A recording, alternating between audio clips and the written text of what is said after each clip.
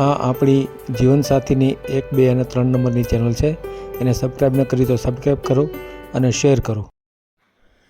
પાટડી તાલુકામાં પણ ખેતી સહકારી મંડળી છે. જમીન તો 300 વીઘા જેવી છે, પણ એના પ્રમુખ દ્વારા જે વાત થઈ એ થોડીક સારી પણ લાગી કે ત્યાં બાબરા જેવી પરિસ્થિતિ નથી. અહીંયા તો બાબરામાં તો 285 જેવા સભ્યોને કાઢી નાખવામાં આવ્યા છે ગેરકાયદેસર રીતે. તો એના કરતાં તો થોડુંક ચિત્ર સારું છે. સાવ ચિત્ર સારું છે એવું તો ન કહી શકાય, કારણ કે સભ્યોને વાહ આપી વળી પાછી લઈ લીધી, એવા બધા ઘણા પ્રશ્નો તો ત્યાંય થયા છે. પણ હાવ બાબરા જેવું લોલ નથી. તો આ ઓડિયો એ રીતે પણ સાંભળવા જેવો છે. અને ખાસ તો ભાઈલાલભાઈ રાઠોડ એમના ભત્રીજા છે, એના લગ્ન માટેનો ઓડિયો છે.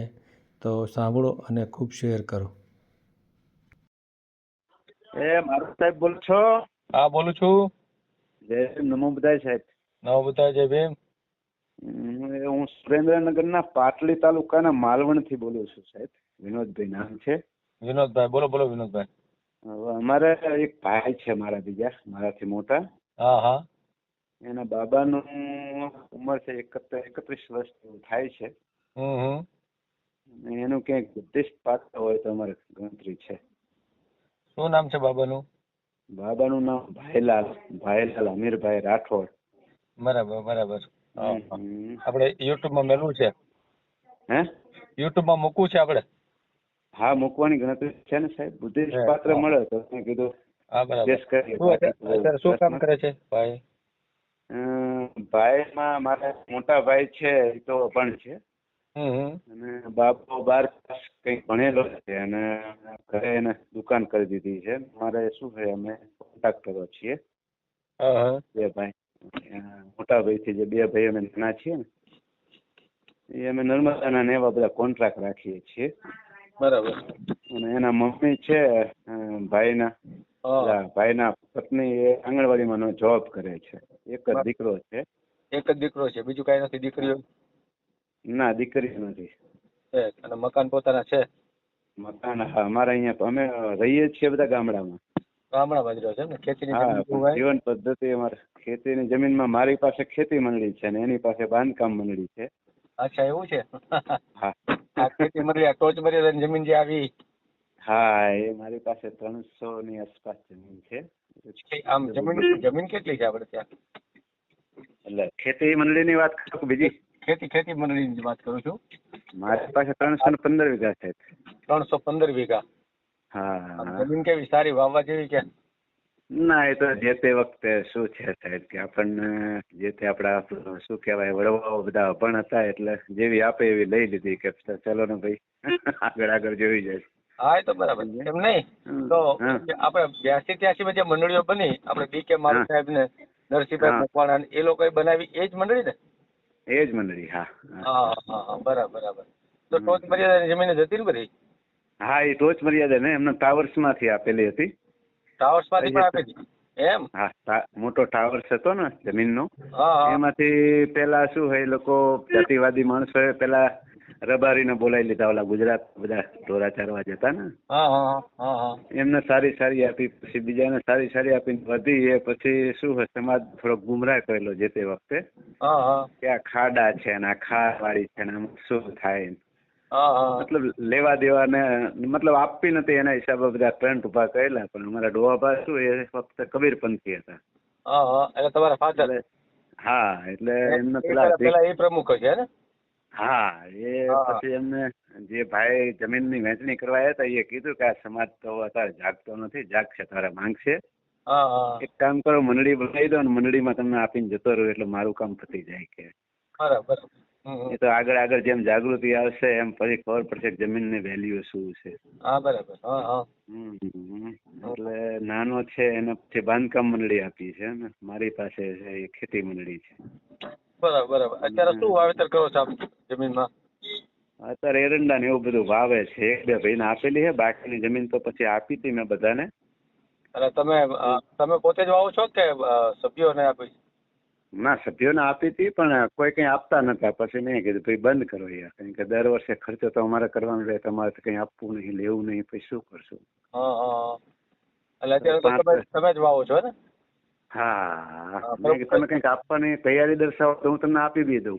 હા હા હા હા પણ હવે એમની કઈ તૈયારી ના હોય અને પછી મેં કીધું મૂકો લપ, ખાલી ખોટા તમે કબજા કરશો તો વળી પાસે આપણે ઝઘડા કરવાના કોઈ મતલબ ખરો. હા હા હા એટલે એમને આમ ચલાવીએ હી. એમ સભ્યો કેટલા મંડળીના? પેલા 26 હતા, હા હા અત્યારે અત્યારે 28. એટલે 28. હમ. 2 સભ્યો વધ્યા ટૂંકમાં, બરાબર? હા એટલે જે વખતે એ લોકોએ શું હોય કે આખું ગ્રુપ કરીને અમારી સાથે વિદ્રોહ કર્યો હતો, હિસાબ કિતાબ કર્યો હતો ને. હા હા હા એમ. હા હા મંદિરમાં બેસાડીને, અમે તો બુદ્ધિસ્ટ એવું બધું માનતા નથી. હા હા પણ મેં કીધું મંદિરમાં બેસો ને તમારામાં કંઈક જો કંઈક માનવતા હોય તો સારી રીતે હિસાબ કિતાબ કરીને અમને પૈસા આપો તો અમે તમને બધું આપી દઈએ. હા હા અમારે એક ભાઈ મારા મામાનો દીકરો જ થાય, એ બી અમદાવાદ રહે છે અને હોટલનો બિઝનેસ છે. હા હા એ આવ્યો તો એને પછી આખો દિવસ બધાને બેસાડ્યા. અમે તો બે ભાઈ કામ ધંધા ઉપર જતા રહ્યા હતા. હમ પછી બેસાડી અને હિસાબ કર્યો ને સાંજે મને કે ભાઈ હવે તમે આવ્યા હોય તો આવો. મારા નાનો કે ભાઈ તું જા, મને તો નહીં બહુ કેડ પડે. હમ આપણને બીજી બાબતની તો ખબર ના આવે કે આ લોકો પ્લાનિંગ થી બેઠા હોય અંદર. હા બરાબર. આપણને એમ કે મંદિરમાં બેઠા હશે તો કંઈક વ્યવસ્થા સારી હશે, કંઈક એમનામાં હશે કંઈક વ્યવસ્થા. હા હા ગયો તો અમારો ભાઈ જે છે હોટલ વાળા હિસાબ કિતાબ કરીને મને કે ભાઈ જો મેં હિસાબ કરી દીધો, હું આ લોકો સાથે કઈ મારે લેવા દેવા નહીં, ભણેલા નથી એટલે હું હિસાબ કરી દઉં, તારો હિસાબ આટલો થાય છે. તો મેં કીધું હિસાબ થતો હોય તો મને ક્યારે આપીશ એ કે હાલ, એટલે હું બધાને જમીને આપું ને બધાની વ્યવસ્થા કરી દઉં, એ મારો પ્રાયોરિટી પહેલી છે કીધું. કારણ કે હિસાબ જે તે વખતે કર્યો તે એ લોકો કે તમને અઠવાડિયામાં પૈસા આપી દઈશું. એટલે અમારો ભાઈ કે જો પૈસાની જવાબદારી મારી નહીં, કારણ કે એને તો અહીંયા આખો દી બેઠો એટલે ખબર હોય બધી. પછી કંઈક 15 લાખ રૂપિયા જેવું થતું હતું ને પછી મેં કીધું એમાંથી 3 લાખ કાઢી નાખો સમાજ માટે, આપણે નથી જોતા, 12 લાખ મને ભેગા કરીને આપી દો કીધું. પછી કંઈક એ લોકો રાત્રે કંઈક માથાકૂટ કરી અને મારી સાથે બીજા દી કેસ કરી દીધો એ લોકોએ. ફરિયાદ કરી તમારા ઉપર? પોલીસ ફરિયાદ કરી?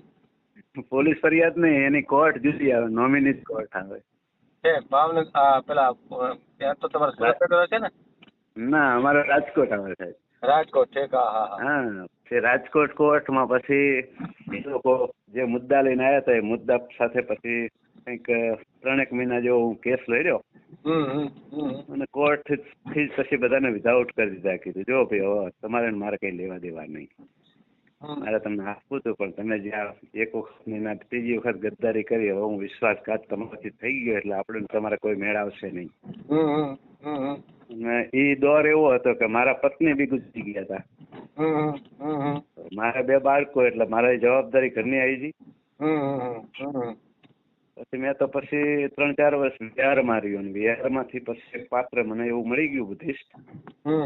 તો અનબુદ્ધિસ્ટ હતું પણ પછી બુદ્ધિસ્ટ થઈ ગયું એમ, 1-2 શિબિર કરીને. બરાબર. એટલે જીવન ધોરણ પાછું પાટા ઉપર આવી ગયું. સમજાય. એમને તમે જે 15 લાખ નો ખર્ચો બતાવ્યો એ કયો ખર્ચો આપ? એ આ મતલબ સમજો ને કે 1976 થી છે ને અમારી પાસે આ બધું હતું મંડળી. હા અને અમે શું દર વખતે એનો ઓડિટ કરીએ, દર વખતે જે ખર્ચા આવે એ ખર્ચા કરીએ.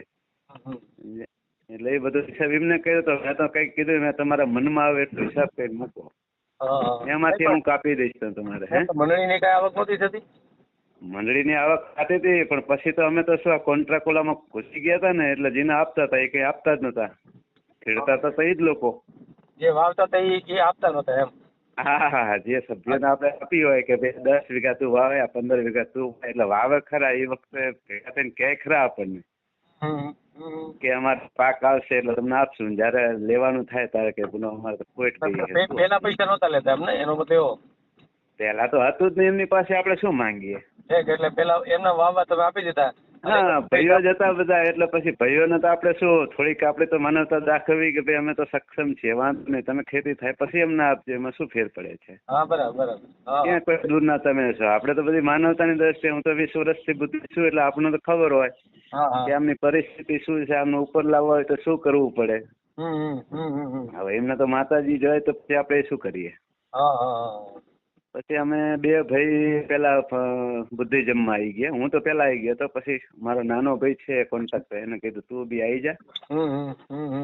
કે ઘર પરિવારને ધીરે ધીરે સમજાવવાનું યાર. હા. એને ત્યારે આપણે બહુ માથાકૂટ નહીં કરવાની. ધીરે ધીરે એમને ખબર પડે કે ના આ જીવન સારું છે એટલે આપોઆપ આવી જશે. એટલે અમે અત્યારે 3 ભાઈ બુદ્ધિસ્ટ છીએ, સમજો ને. એમ 4 ભાઈ બુદ્ધિસ્ટ છો અત્યારે? હા, અમે 2 ભાઈ નામ બામ બધું ધર્માંતર બધું પૂરું કરી દીધું. આનું એક બાકી છે મોટાનું. એમ ક્યાં એક્સેપ્ટ ના થાય એમ. એવા ધાર્મિક કાર્યક્રમ હોય ને તો એ થાય નહીં. પણ હવે ગામડાના જીવન બુદ્ધિસ્ટ નો તો કેટલો સંઘર્ષ કરવો પડ્યો તો અમને ખબર પડી. પણ સંઘર્ષ કરતા જીવન સારા થઈ જાય એ મહત્વનું છે. મારો બાબો પછી મેં નાગ ભણવા મૂકી દીધો હતો અહીંથી. 3-4 વર્ષ અહીંયા ભણ્યો એ નાગલોકમાં. એમ હા, એ કોલેજ કરીને પછી અત્યારે અમદાવાદમાં LLB કરે છે. અને બેબી મોટી હતી તો એના લગ્ન માટે મેં જે તે વખતે આપણા ભંતે છે પથિક શ્રેષ્ઠી.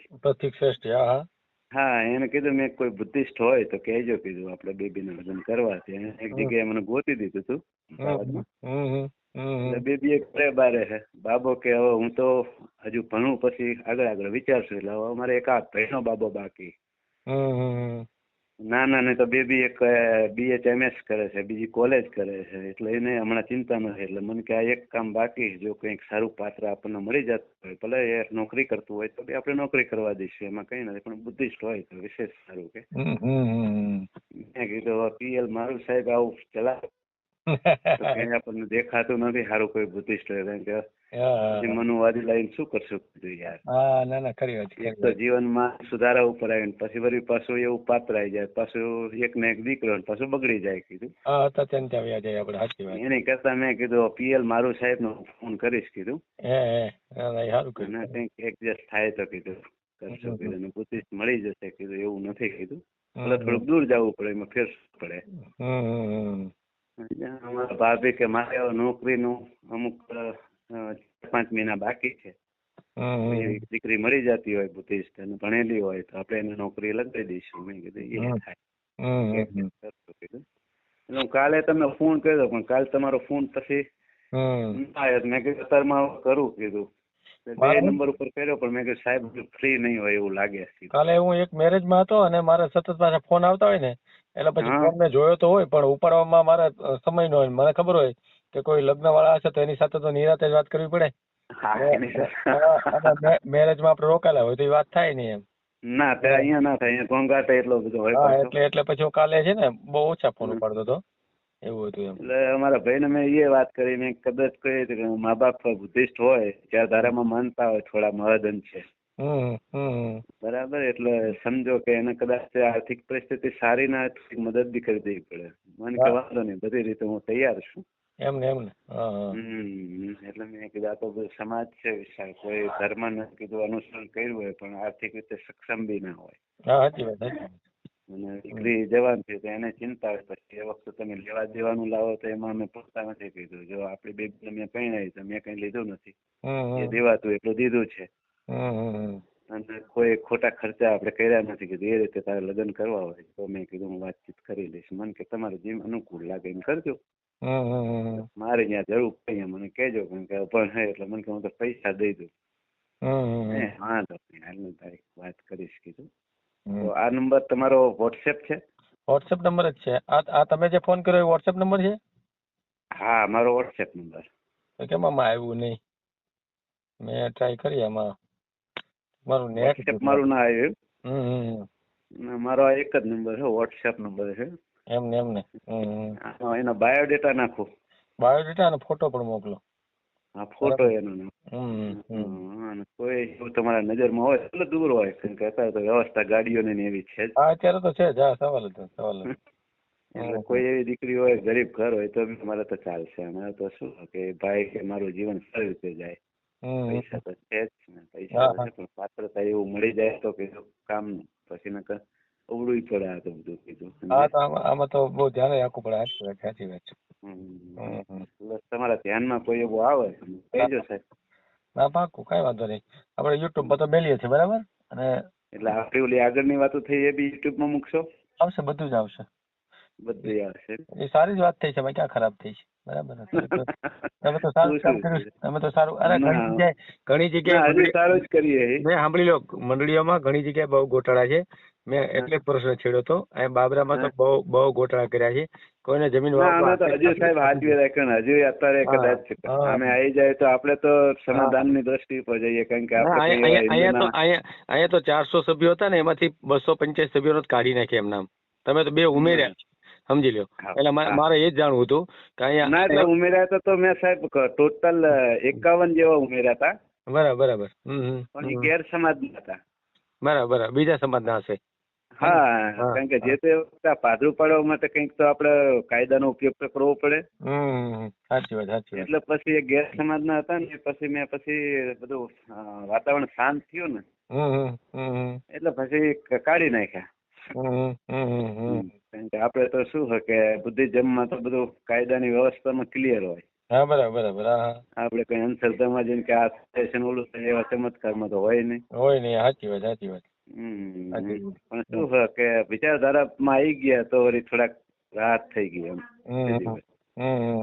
બાકી લોલમાં લોલ રહે તો એ બધું ખોવાનો વારો આવે. હા, એવું થાય. ના, ખરી વાત. ના, સારું કામ કર્યું તમે. કાંઈ વાંધો નહીં. ભાઈનું નામ શું છે આપણે? ભાઈલાલ અમીરભાઈ રાઠોડ. મારું નામ તો જૂનું વિનોદભાઈ છે. નવ વિશ્વાસ શ્રેષ્ઠી છે. રેડી. કાંઈ વાંધો નહીં. આપણે ભાઈનો ફોટો મને મોકલો. અને ક્યાં નંબરથી મોકલશો? મારા ખરેખર તો આ વોટ્સએપ નંબર છે ને તમારો? આ મારો વોટ્સએપ નંબર. તમને કયા એ નંબર ઉપર મોકલું ચાલે? ના, આ એમાં જ મોકલો અને આ નંબરથી જ મોકલો. બરાબર ને? હા, ભલે. સેવ કરીને એમાં નાખું સાહેબ. ભલે, કાંઈ વાંધો નહીં. ભલે. ઓકે. હા. મળીએ. ઓકે. હા. વિડીયો પૂરો જોયો હોય તો આ ચેનલને સબસ્ક્રાઈબ કરો, ઓલ સિલેક્ટ કરો, જેથી કરીને તમને બીજા વિડીયો મળતા રહે, અને શેર કરો.